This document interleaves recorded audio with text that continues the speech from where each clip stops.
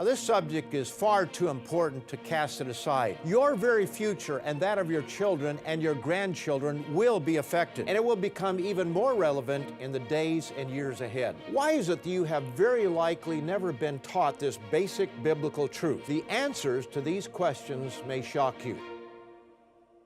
Most people who read the book think that Ezekiel wrote for the benefit of the Jews of his day. This assumption is an error, and here's why. Ezekiel was to eat a prophetic scroll that contained bad and painful news. The last part of verse 3 makes a startling revelation that nearly everyone reads right over. Ezekiel's message was for the house of Israel. But did you know that most Israelites are not Jews?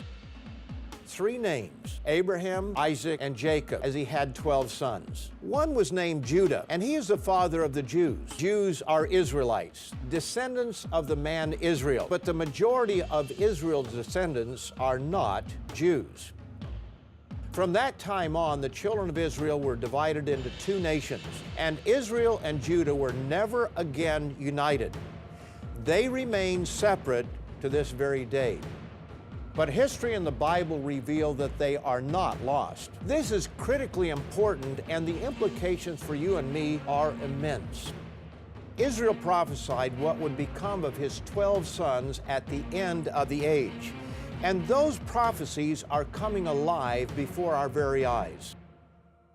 Israel's son Joseph were to inherit great amounts of territory, incredible mineral wealth, unmatched agricultural riches, and God-given military power to defend against all aggressors. That greater fulfillment of Ezekiel's prophecies is yet ahead of us. The sins of the American and British descended peoples are a stench in God's nostrils. Our sexual sins, drug use, violence, and rejection of God are bringing us to disaster on a scale never before known. Alas, for that day is great, so that none is like it, and it is the time of Jacob's trouble. You can understand the message, and believe it or not, you can have a part in carrying that message to the people for whom it was intended.